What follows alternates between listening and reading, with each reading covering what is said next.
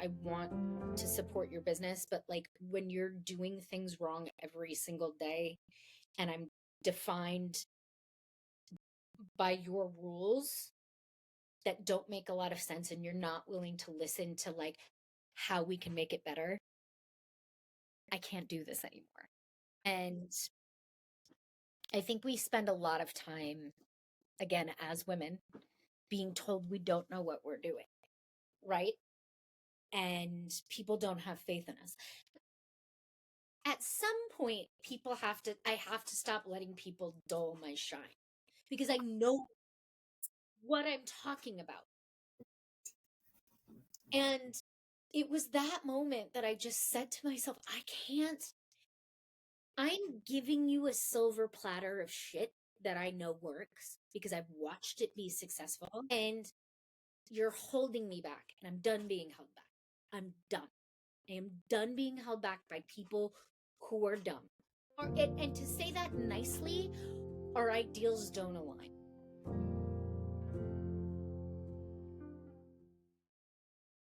Hey everyone, welcome back to Hospitality Bites. I am your host, Colleen Silk, a self-proclaimed hospitality hustler and mompreneur. And today I'm joined by an incredible force in the industry, a 20-year veteran, potentially beyond since she started as a child, known for managing exclusive and sought-after dining experiences in New York, the founder of Niche by Nesha, and one of the top talents at Maverick Theory, who their founder, Mike Tips, calls an absolute powerhouse of a human being. Nesha, thank you for joining me.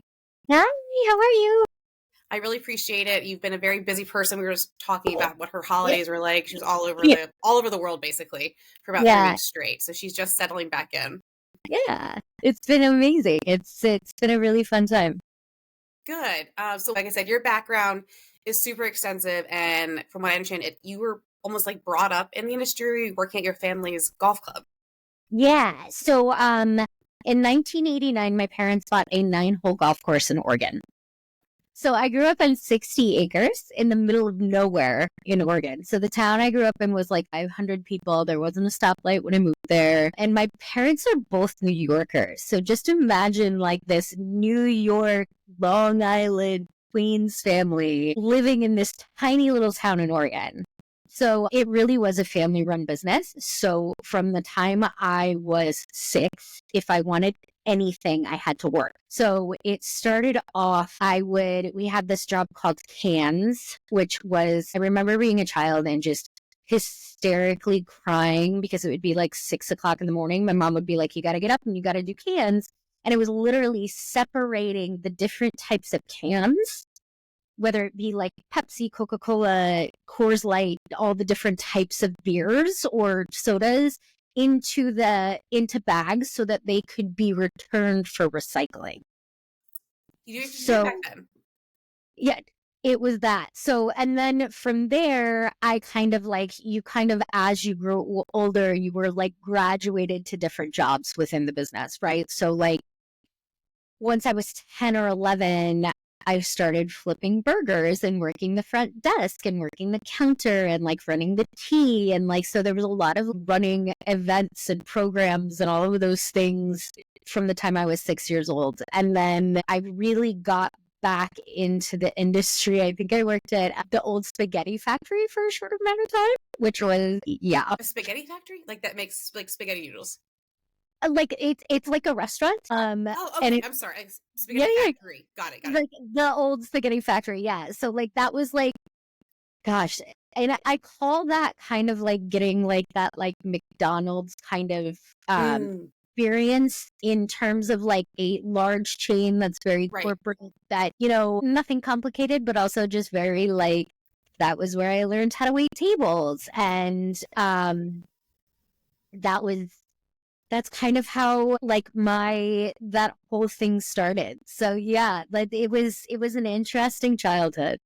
Well, I always say like best learned experience of people like, what's your background, is like my learned experience, not like educational, like the sitting in a classroom. The hands-on is so much better. Yeah, my college background was definitely completely separate and different from any kind of hospitality, anything. I went to a really small liberal arts school in New York City called Eugene Lang, which is a small portion of the New School. Oh, okay. yeah, like a tiny, tiny writing school within that school. So, and I studied English and Shakespeare and stuff like that, and then realized that that didn't make any money, especially living in New York City in the early 2000s. The best way to make any kind of money that was cash and or easy was waiting tables and running restaurants. So were you waiting tables while you were in college then? Not for the first year, no, but the second, third, and fourth, absolutely, yeah. I worked my way through college. I would say that, I mean, from what I said before in my previous episodes, I have only been in New York City a handful of times. I've never actually got to experience it as like an adult in the culinary and dining scene, but it's everyone's like, it's just such a different experience when you dine in New York. I live in Chicago, dine in Chicago, but even they say New York is different than a Chicago dining scene. Yeah, New York is one of those places where it is the best of the best in a way that like is unpretentious as well. Like, you can go to La Bernardin, you can go to 11 Madison Park and have like an insanely beautiful meal. But even down to your corner cafe or any kind of just like simple fast casual dining, you're going to get a level of service in New York that you're just not going to get anywhere else at all. It's the universal message I've received. I liked an easy concept in the sense of I want to be able to go and order and enjoy myself. That's just like my dining experience that I like. Yeah. It's probably because I feel like at home when I go to those places, but they say the service doesn't change. It's still expected to be like a top tier type service, even in that type of place. It's just one of those places where I always looked at it, and my brothers are both in the industry as well. I have 3 brothers, and 2 of them are like, my older brother is a master som. Oh, wow. Like, yeah. So like, and he just got into it. And like the way that we got into like food and hospitality was because we would cook with my mother. My mother was an amazing cook. So there was a lot of respect for the process. There was a lot of respect for the love that and like the experience that food can give people, because I think it came from my mom.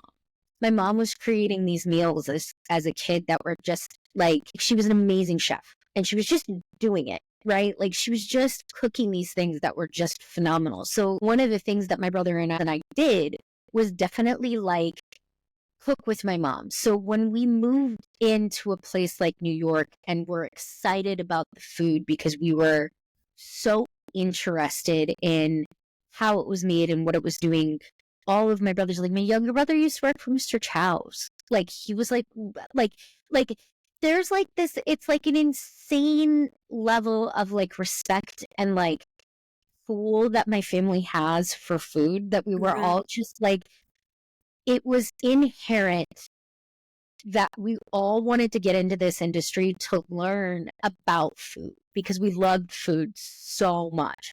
Food and wine and the process and like what came into it.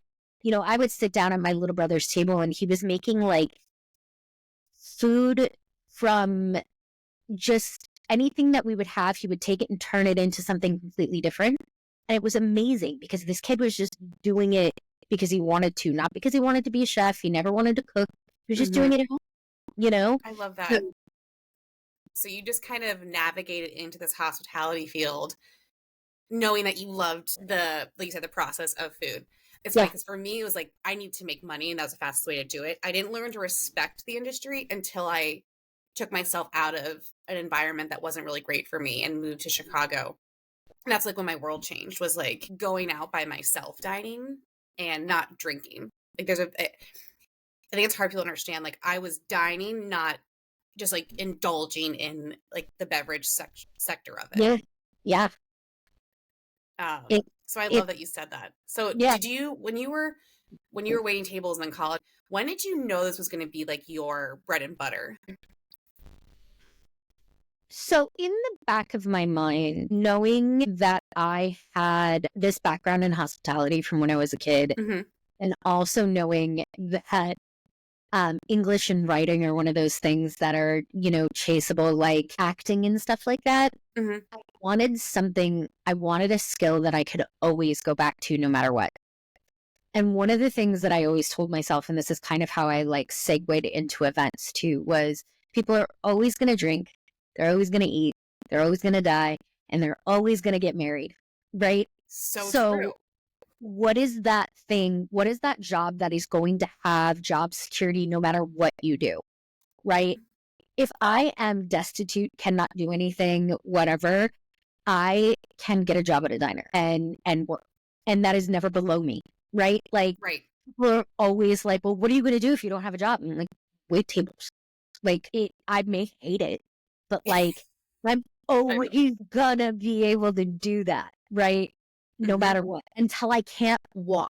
So it was that moment. And then the level at which my brothers were working and that like I was watching it kind of happen and go into and like watching them, I kind of like, I was like, this is really cool. This is a cool job.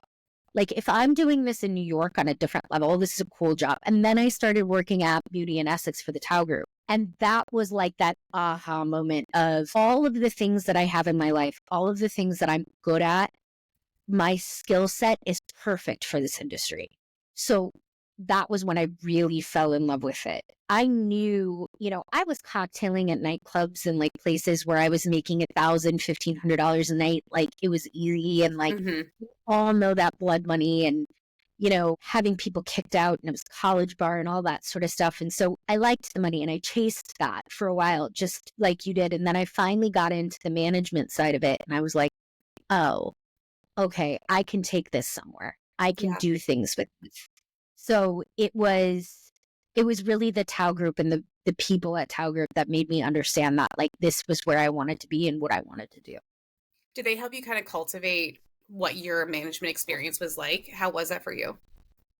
It was both very challenging, and I wouldn't change it for the world. I worked in a place where every restaurant trope, every concept, everything that you could possibly think of, like, the best way for me to put it in like context of working at Beauty was they approached us before they approached the people from Vanderpump Rules. Bravo. Stop it. Yeah. That's amazing. And had we been on television, it would have been very similar. Like, very similar. A bunch of like, we were a lot more diverse because it was New York. So there was a lot more diversity within our staff than was on Vanderpump. But we were, and Beauty, the one thing that I loved about Beauty, and it didn't translate when they moved to Las Vegas or LA. And I think that's just because people don't understand it as much, was the cultural mishmash of like people that I had at Beauty was in itself an insane learning experience. Right. You've got people from, I had people from all over the world, all different backgrounds, all different things, being able to like come together. So that education in and of itself was insane.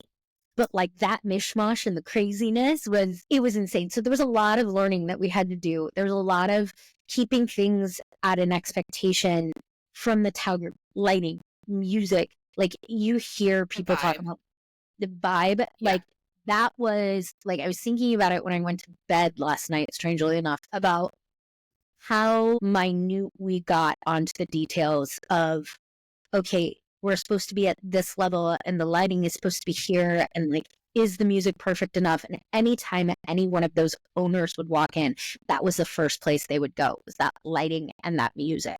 And it wouldn't matter had we just turned it down 2 seconds before them, they're coming in and messing with it. Like, it was just, and so part of my brain when I walk into a space now is always going to be lighting and music, no matter what I do. No matter what I do. That's so funny. So I worked for a restaurant group in Chicago. They had 2 different owners, same family, but different experiences. And I say this with like the kindest possible way. I learned to care about shit that nobody else cared about. And I use that actually in my everyday life, like as a parent. And I know that sounds super weird, But there's things that like, I don't necessarily care if the napkins aren't rolled the same way by every server. And people are like so weird about that. I care that there's the right amount of silverware and that it's polished the right way because everyone rolls differently. I could try to get you all to roll the same way. No one's going to roll, but I need to make sure that the inside is the same. It's polished, cleaned, and it's the right set. Yeah. That's what I care about. Yeah. Working in the restaurant industry makes you the most neurotic human in the world. So neurotic. So neurotic.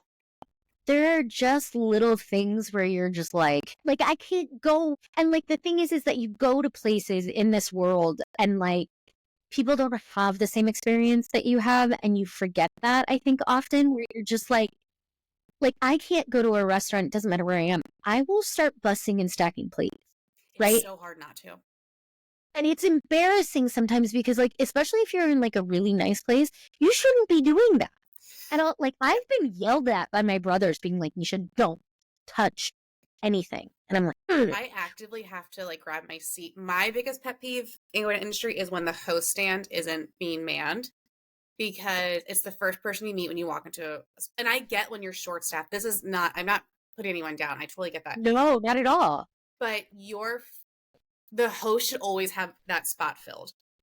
Oh, wait. If I see them bussing plates for my walk in the door, I'm like, oh my God, they're overwhelmed. Like, you just know. And that's when my husband's like, can you just like not be in your head? And I'm like, it's hard not to, because then I also feel for the trickle down that's probably happening behind the scenes, knowing, okay, our food's going to take a little bit longer. Our server's probably going to be so overwhelmed unless they're like super skilled. And because there's been such turnover lately in the industry, you're not necessarily going to get a veteran server. You're going to get someone that's super green that probably is crying in the back. And then you're like, fuck, I don't want to order anything that's going to complicate this. Their life.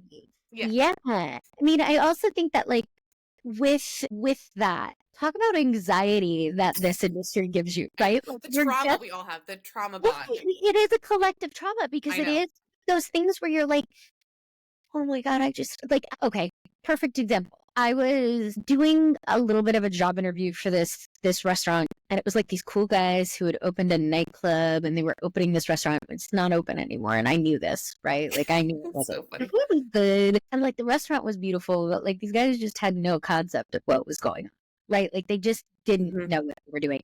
Great guys, and they could probably run the hell out of a nightclub, not a restaurant.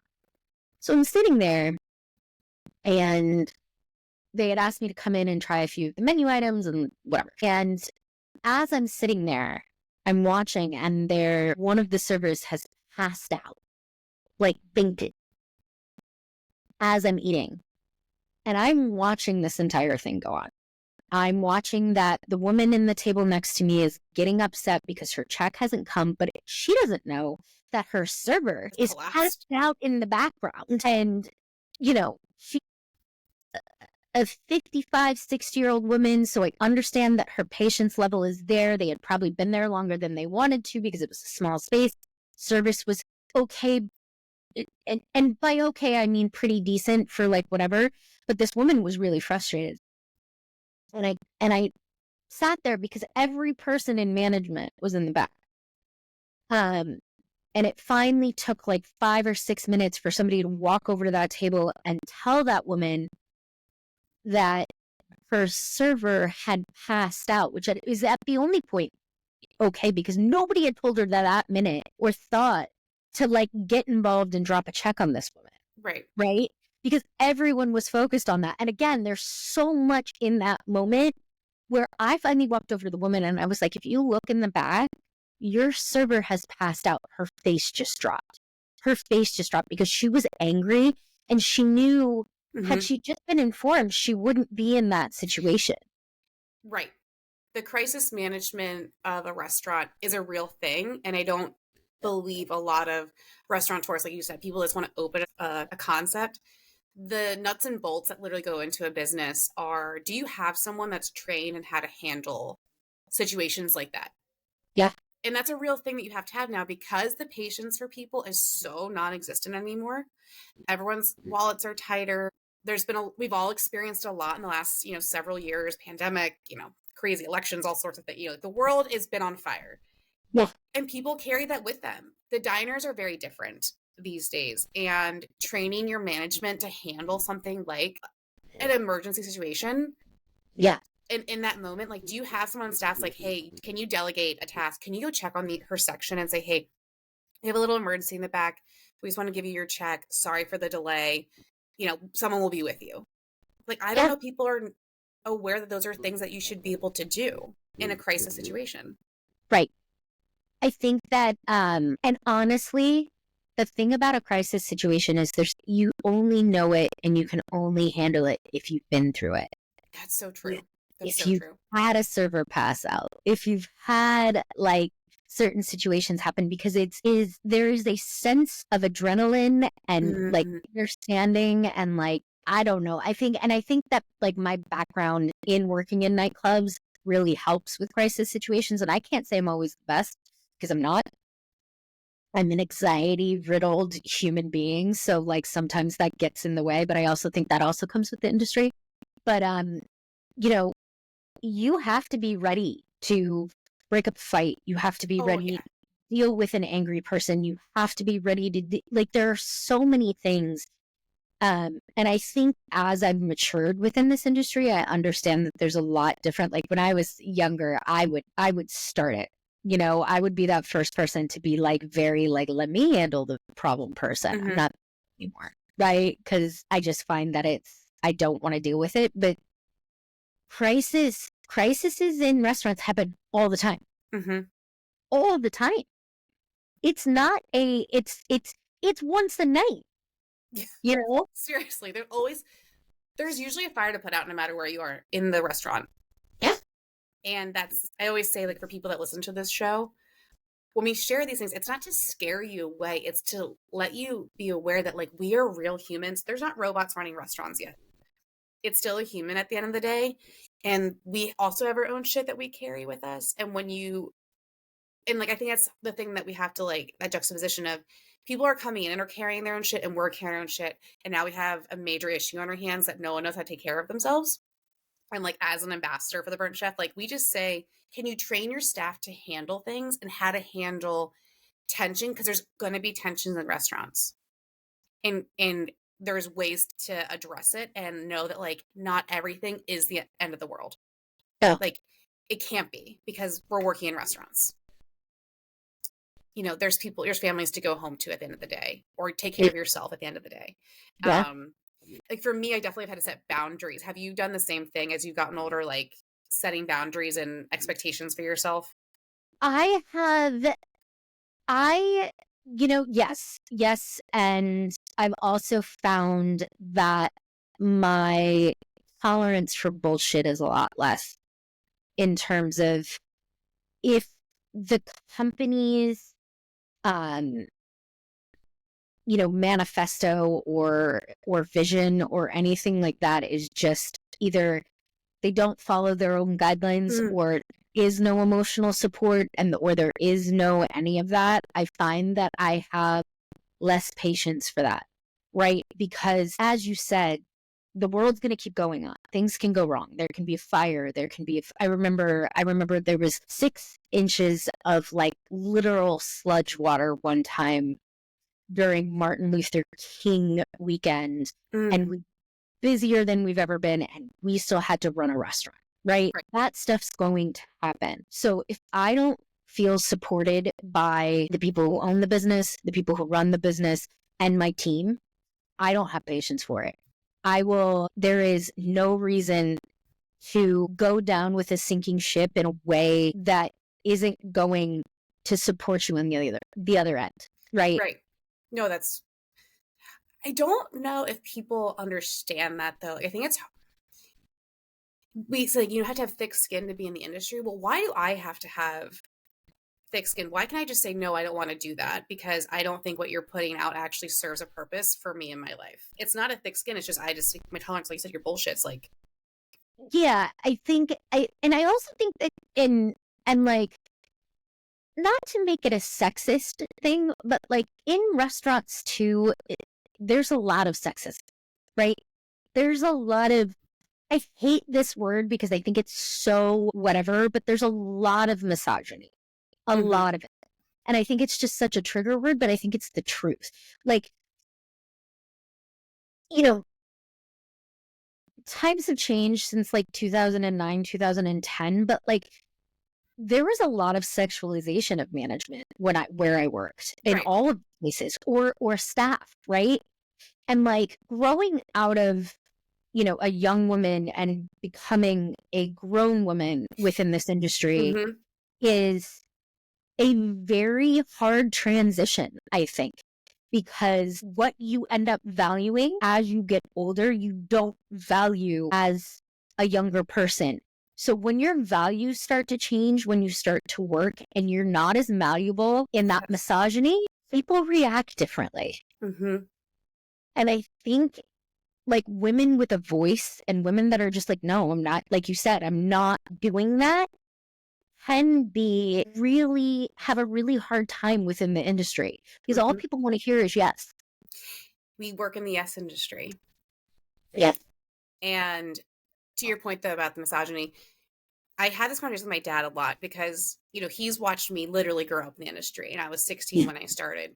Yeah. And I've had very honest conversations with him because, one, he's my dad, but he's never worked in it. And he's like, I just don't understand how that can still be tolerated. I go, because, Dad, our industry is one of the very few where there's not HR.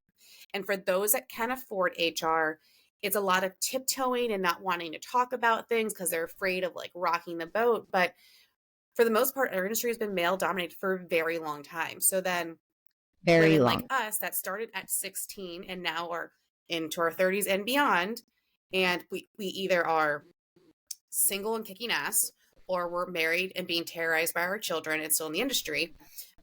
None of us have time for it anymore because we love the industry so much, but we don't have to still be treated the way when we were children. Like we were teenagers or young women that wanted to make money, so we dealt with a guy talking like shit to us because I wanted his $200. Where now I'm like, your $200 means shit to me, and I think you're an asshole. Get the fuck out, and I'll just go to the next table that will treat me well. Right. But same thing with management too, right? Oh yeah. Like, oh yeah. The way that like, and I always watched like women that I respected and worked with and worked for, because I've had examples of like insanely beautiful, strong women kicking ass within this industry and keeping true to themselves. But then I've also seen that go really wrong as women. Like, watched women have to feel like they're mean, that they're cruel, that they're a lot of different things. And I think it's easy to be that shut down person who's just like, she's the bitch, right? And do you know what I'm saying? It's just for standard, but like it's also, it's really hard to navigate as you get older. It's really hard. And I think that we as women really have to kind of like keep standing our ground, right? We have to keep standing our ground. I've watched one of my best friends, I watched her search for a job for 8 months in New York City.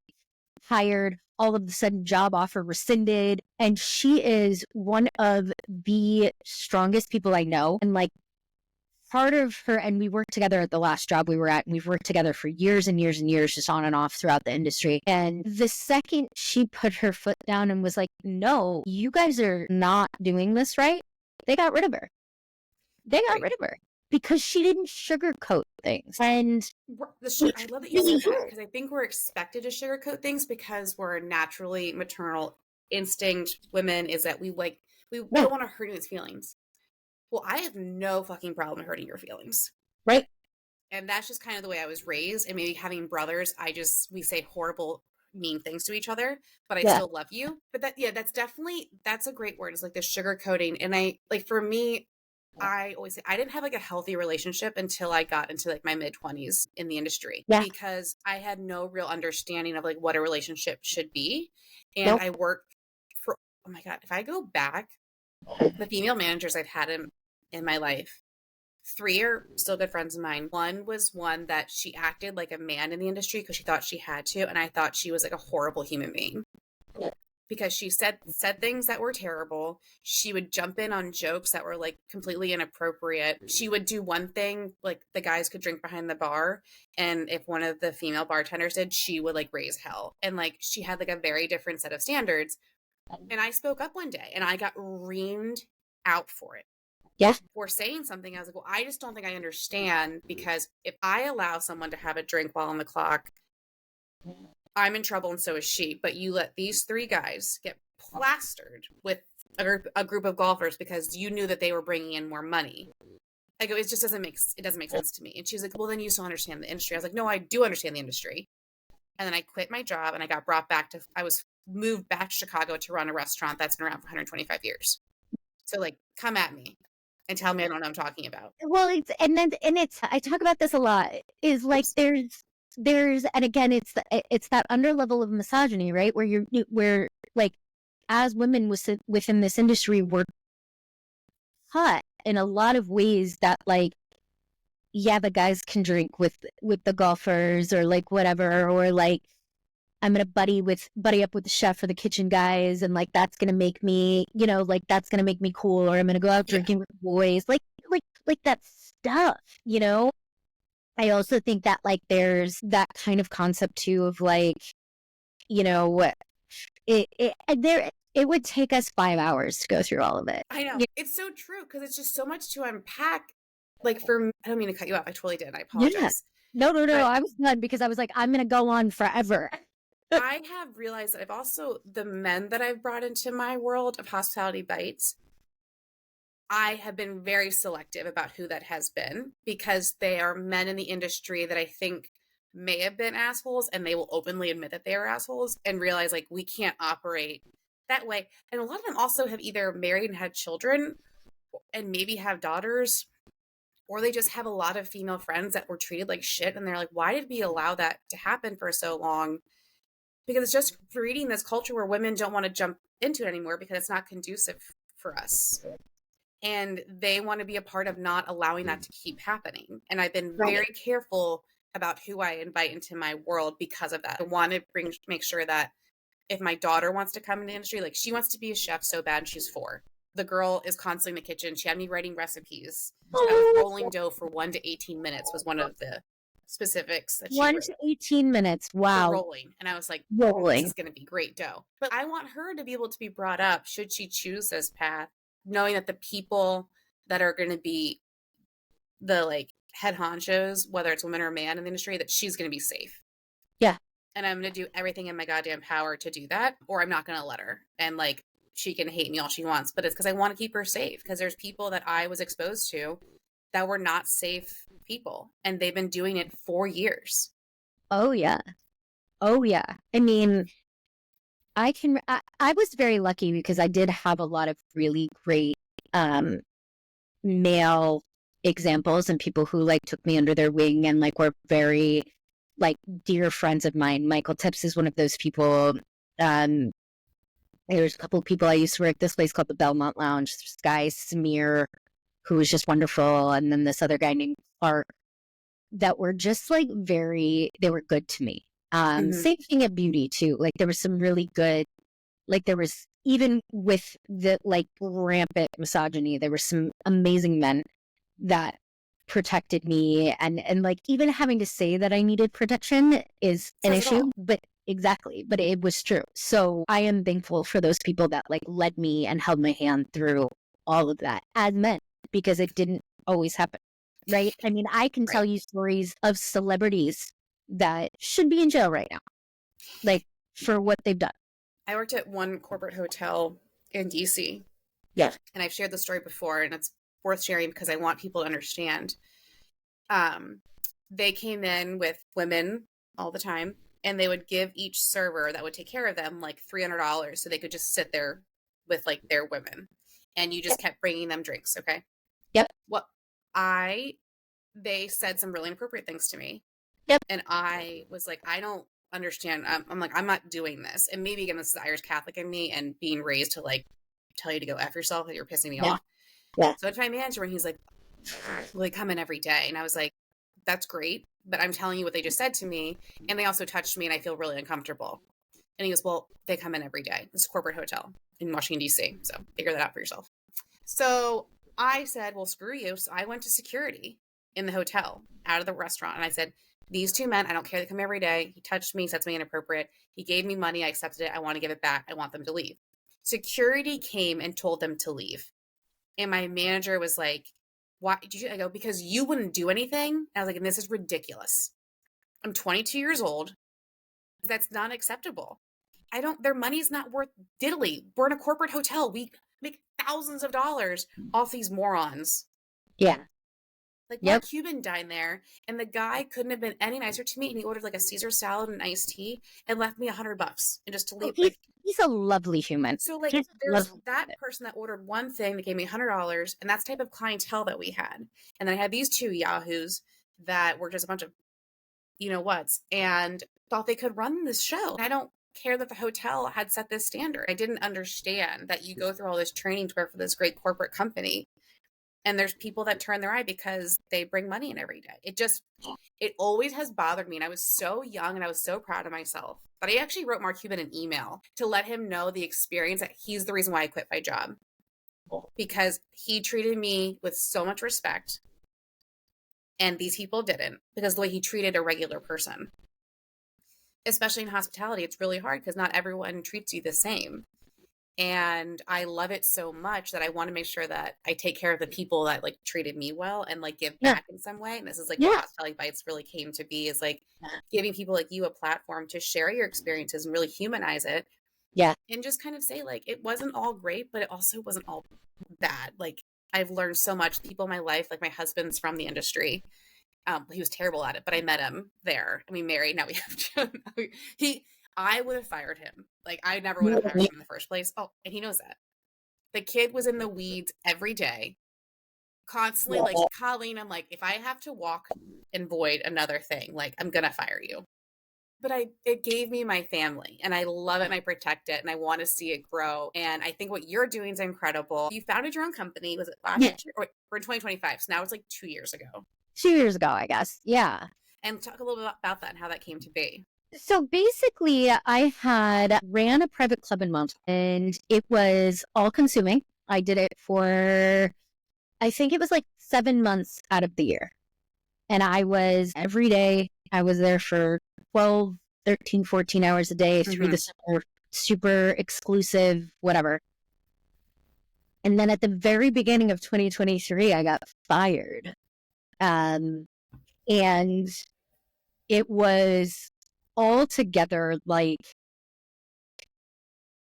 needed to happen, but also was very, very much like so much of my identity was based in that job, right? And like what I was doing, like my community, because it was a small town, and like all of those things, like it was just so much revolved around that job. And when I lost it, I didn't know what I wanted to do. And I was also very, very much like an unhealed person. So like there was a lot of things that I needed to come through and like deal with. And I started my own company because I was just like, I don't want to work for anybody anymore. And it was really funny because I took about 9 months and I worked for somebody again, and I was like, never doing this again. I'm never working for anybody ever again. And so I started it a little bit, worked at a couple spots in the Hamptons, did a couple of weddings, did stuff like that. And then again, worked for a company for 9 months. That was just, it was ridiculous and awful. And I was like, I'm never doing this again. I'm like literally never doing this again. I'm never, like, nobody is going to tell me that it was just like, I got to a point where I was like, I know more than you guys do. And that's not the point, because I want to support your business. But like when you're doing things wrong every single day, and I'm defined by your rules that don't make a lot of sense, and you're not willing to listen to like how we can make it better, I can't do this anymore. Right. And I think we spend a lot of time, again, being told we don't know what we're doing. Right. And people don't have faith in us. I've had bosses tell me, I don't remember hiring you as my GM to have any input on my business. You told me that. I'm like, what the hell is the point of a general manager then? I wasn't even the general manager. I was their events person. Their general manager was in the hospital. And I was like, you guys have no one. You have To do no the job. one to do the job right now. Maybe if you hired enough people so that you're not overwhelming your staff, it might be a little bit easier. Mm-hmm. And I got shut down. And I said, you know what? At some point, I have to stop letting people dull my shine. Because I know love that. Yes. what I'm talking about. Right. And it was that moment that I just said to myself, I can't. And then a couple other mistakes were made that were just like, I'm giving you a silver platter of shit that I know works because I've watched it be successful, and you're holding me back, and I'm done being held back. I'm done. I am done being held back by people who are dumb. I'm done. Or like, and to say that nicely, our ideals don't align. So it's funny. When you know that you know more than another person, we're really good at though listening to what they're still saying, because that's like the respectful thing to do is like, I want to hear what you have to say. But in your head, you're like, I know that you're wrong. And it's painful for me to be listening to it. Because then you say, okay, I heard what you had to say. Can I just tell you that in my experience where I've been successful, like I think in like your profile, you brought that the Montauk Country Club like up to 200% higher than their 20 numbers. Like that's not a normal percentage to do something. So let me give you examples of how I did that. It's only fair to reciprocate when someone may actually know what they're talking about. Like we're never the smartest person in the room. There's always something to learn. But I've learned that by listening to when people are wrong. And I'm like, oh my gosh, can I just tell you that wasn't exactly accurate how it should work? And you want to be delicate because this is people's like dreams when they open a restaurant or they open a concept, right? Like you get that. But it's like, I've also been doing this for so damn long that I can tell you all things that people have done wrong and why they're not successful. And I think that like, you know, I try so hard. And with those things, it's funny because like the Montauk Lake Club, I have a really strong group of like elementary girlfriends that I've had since like, since I was like 7 and 11. Like we've been friends since then. We're still very, very close. And I remember texting them and being like, I know this sounds weird, but I think I've done something really good here. And like being able to do those things and like just like part of the reason that the Montauk Lake Club was so good for such a long time was that they were just like, we have no idea what we're doing. We're just going to let you do it. They trusted you. They did. And I was like, okay, I'm just going to do what I think is right. And it worked really, really well. So like, I came back into the city and I was like, and people don't understand that like Montauk experience, like Hampton's experience is like this crash course in learning the restaurant industry on like crack is the best way for me to put it, because you are literally working with people who don't show up because it's a bunch of people who are like super transient. It's seasonal work, but then it's also like every celebrity you could ever think of and any important anything is in the Hamptons.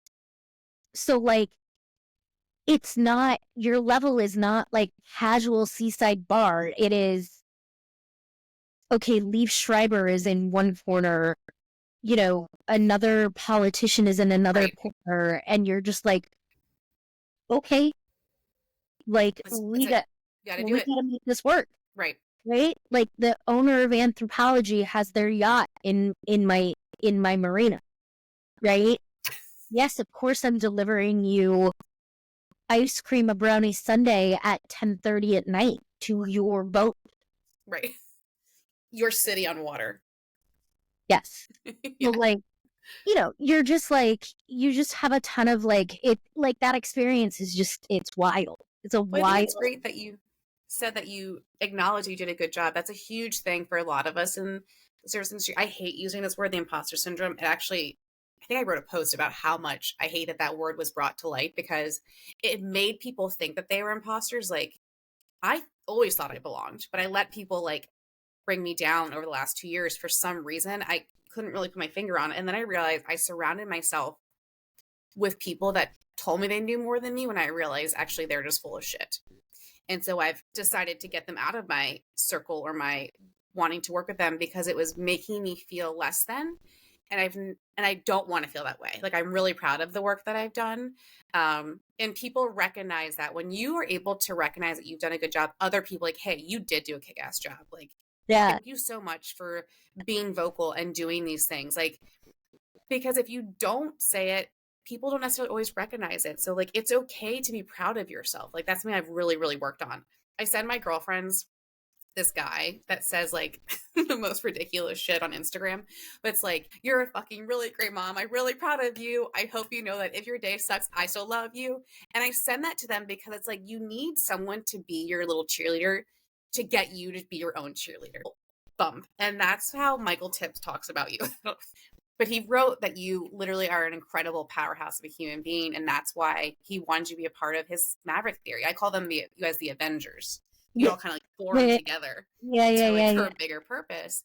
And like, he really said that like, he just turns to you for things that he trusts you to do the work that needs to be done with any of your clients. What's that like being a part of this new organization of industry superheroes? It was insane for me because when I first started talking to Mike, and I've known Mike for years, right? I used to date his best friend. So, of course, was he in the industry as well? He was.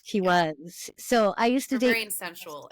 So we're still really good friends, me and that person. And actually, he also works for Maverick Theory as well. So funny. It's hilarious. But like, Mike and I got on the phone, and I hadn't talked to Mike for years, probably like 5 or 6 years. And like, I'd see him on Facebook or Instagram or whatever, and I would be like, whatever he's doing is really cool. And then he and I sat down to talk. And I was like, holy shit, this person sees things the way I see things. And it was like, okay, I'm not crazy. I'm not insane. I am this person who, okay, there are people who are like-minded with me in this world. And Mike and I just automatically clicked. And then like the people that are around Mike, because he is such a dynamic human being, it's all good vibes. It's always good things. And it's like what I've learned since like the first job I did with them in Alaska, which was wild. And like now what I'm doing now, and the way that like the cool thing about Mike and the thing that I appreciate about him and Dave and Arno is that they'll be like, we think you can do this. We know you have no experience in it, but we think you can do it. And they'll be like, figure it out. And I'll figure it out, but in a way that I feel supported. So if I have a question, I'll be like, okay, this is our new concept. What do you guys think about that? And it's not, I feel supported in a way that I never felt so before. Like I felt I don't have to be afraid if my idea is wrong, right? And if I make a mistake, which is like my major thing, because I feel like, I'm going to punish myself worse than anybody's going to punish me if I make a mistake. I feel supported. I don't feel like it's like, well, you messed up. Yeah. You need to be reprimanded. No, I made a mistake. There's no, like, I don't operate in a world where I make mistakes on purpose. Right? Yeah. That's such a great point. No one actually goes intending to make a mistake. Right. Like, I don't intend to mess things up, but when I do, I want to know it's okay that I can acknowledge that and be like, hey, I think I might have fucked up a little bit. Can you help me navigate this? Exactly. And like, that's a really important thing that I found that I need, right? I didn't know I needed that until I got it, right? That's incredible. So I think that like working with them is, and it's just so inventive. And that creative part of me that like is that writer and that artist and that part of it with like designing new spaces and getting to go and like see it and be like, okay, we're doing a job in Buffalo right now. And the concept of like what it currently is into what I think we're going to be able to take it to is amazing. And like, that makes me excited. And like, that makes me want to work harder. And like, the thing is that with this job, I would do this without getting paid. I get paid, but like, yes, like that's how, like, I want to be a part of this. And I didn't really give Mike an option. I was just like, I don't have a job anymore. You could just hire me, send me wherever. Like, do you know what I'm saying? Like, I was just like, trust me, I know what you're saying. I'm just gonna go. So take what you want. yeah. Like, there's nothing. I was so afraid to take risks because, well, first of all, being in the industry, you're always taking risks. Like, we are very risk-taking people. Yeah. But when my life changed, I've had a lot of like ups and downs physically with my health and then financially. I was so afraid to like bet on myself. And I was let go from my job a year ago in 3 days. Yeah. And to rebound has been nearly impossible. The only person that believed in me was me all of last year, until I started reaching out to people that I was like, I'm just going to see what they have to say. And if they like what I have to say and they want to be on my show, great. If they don't, see ya. And the people that have said yes are people that I never would be in a room with. Yeah. Ever. And then people said, sure, why not? Like, I want to talk about it because no one gives me the opportunity to talk about what it's really like. Right. And how I've had to change my life or how it affected my life or how I lost everything. And then I found myself again, like, because everything in our industry is meant to be like a silver spoon. And these shows make everything believe that it's glamorous and like you're winning awards. Like, people are killing themselves because they're not winning awards. Like, let's talk about that.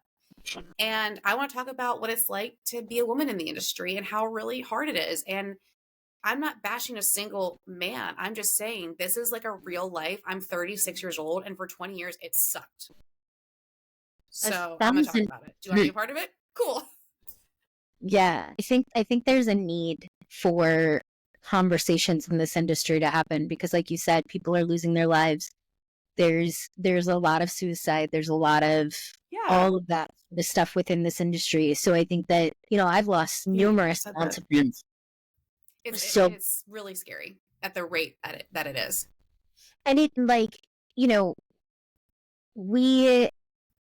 work in an industry with every human vice possible, literally shoved down our throats. Most people don't have access to alcohol like we do. They don't have access to drugs like we do. And I'm not saying because I don't know any New York bartender who doesn't dabble. Do you know what I'm saying? Like I lived Chicago, and Maryland, and all of those places. Like, it is a pipeline to. It's really easy to lose yourself because you're giving so much of yourself to the job every day. No, and that goes back to like what you guys are doing is setting people up for success to address all the things that may happen and will happen. And do you have safeguards in place? Do you have a real management team? Do you have an adult working? Or do you have, man children running their bar that think that, like, this will make you laugh because I was asked if I was when I was losing my baby weight. Okay. I said, did you lose your keg weight from college in 2002? Like, what are you talking about? I'm doing the best I can. But those are people that are running bars. They say and do the most insane things because they think it's a frat house still. And people are losing millions of dollars because they don't know how to operate it. And so when you have companies that were created like Maverick Theory that are made by restaurant people, make that very clear.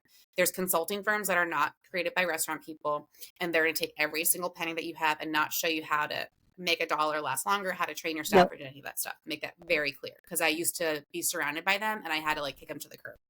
Yeah. So if we want the restaurant industry to sustain, or hospitalities or events, you got to have people know what they're doing and make sure that they're doing it so they're taking care of the business and themselves, or it's like, what's the phrase? Oh my God. I use it like with relationships, like that, like quick flame, like it's a slow burn and then it's gone. Oh yeah. It's a flash in the pan, right? Thank you. That it's like burning slow matches. Yeah, but it took me a minute too. I think, yeah. And you ask a lot of people when you ask them to work in a restaurant. It is physically challenging. It is emotionally challenging. It's mentally challenging. And I think that the more community and a sense of community that you can create where people feel safe and listened to, and that people care about them and care about what they're doing. There's always going to be debauchery. I think some of us are in this industry just because we know it, we love it. Yeah. I think always, I'm never going to fit into a corporate office. I call us pirates. We are. And like, that's so I refer to myself as a pirate. We are though. And like, the thing is that I don't want all of that to go away, because you want that misfit kid, right? Like, you want that kid. We're on our own island. Exactly. You want them. But there's a way to cultivate a culture within the industry that allows people to be healthy and their support, right? Because some of us are always going to be willing to work those 10-hour, 12-hour shifts because we know it. It's built into us. Right. We just, right? But there are going to be people that need a little bit more support, and we need to understand who those people are and why. And there's always through that. It's evolving. It is. And again, like I said, I think that, like, I don't ever want that pirate aspect to go away, but I think we can just be a little bit more organized pirates. This is the best. It's organized chaos. Yeah. Like, anyone that grew up in a big family, if your house is perfect, you guys must have robots running it, because our home was never perfect, but there was a lot of love. There was a lot of chaos. Yeah. I always felt like, even if I was alone in my house, I felt safe and like just welcomed. And when I go into a bar that feels like home, I know they're doing a good job, because they're putting on a show, but I bet the back of house is absolutely insane and chaotic, but they're doing their best and there's a lot of love going into it. And you can just tell, like, it feels a certain way. And those that don't get that feeling, it could be like coffee shops too. Like, it's the same thing. Like, or high-end bar, if the people are smiling behind the bar, I guarantee you they're having fun. Literally just had this conversation yesterday with a client, and we were talking about, he was very, he's a big spirits guy, and he was talking about the back bar beings, because we're helping him build the space. And he was talking about the back bar. Both Michael and I stopped him and said, you could have coolest back bar in the world, but if your bartender isn't there saying hello and making them feel accommodated and feel good about being in that space, it's not going to make a difference what your back bar looks like. Exactly. It's a human experience. Yeah. And part of where I led that was, okay, let's bring you to New York as our client so you can see what we're talking about. So we're setting him up with dinners and like places, so that there's a concept of what we're trying to tell you, how different and special it can be if it's done correctly. Live and getting to live what it's supposed to be like. Yeah. Not just like seeing it in your head or on a piece of paper. Unless you're actually living it, it's hard to really understand that. Yeah, no, there's so much about the industry that I love. There's so much that needs to be worked on. And then there's people like you and like myself that are not afraid to talk about the good and the bad, because my life isn't perfect. So I don't know why we have to pretend like it's this perfect show every day, because it's not. And we're literally human beings just trying to give you a good time and then make sure that we're okay too. Yeah. And, somebody said to me once, just eggs, Nesha. It's just eggs. We're not performing surgery. And sometimes when I need a little bit of like a recenter, I say that to myself. It's just eggs. Mm-hmm. Just fucking eggs. And then your brain kind of calms down a little bit. Absolutely. Oh, I love that. Well, I want to thank you for your time today. I was super excited when you recommended, because I literally said, I need to know if you know any kick-ass women in the industry. And he goes, I know the perfect person. And here you are. It means a lot to me. Like, I really am working hard towards giving people a voice, and people like you that you've lived it, done a dozen different things in an industry that I love so dearly. So I know you're going to continue to grow and empower hospitality and restaurants. And thank you. I'm blessed. I hope that you know that you're doing a great job. Thank you so much. I really appreciate that. It feels good to be doing what I love. Oh, yes. It should feel good to do what you love. That's the whole point of life, right? Well, I want to thank you all for listening and watching and being a part of my Hospitality Bites community. I'm super excited to keep growing what was once like my little passion project into a media company as I work to humanize hospitality. If you want to be a part of pushing the industry forward by working with me to produce more content and shows like my upcoming series, Beyond the Burnout or Unhospitable, please contact me directly. And as always, please be kind to yourself. Thanks, Nesha. Bye.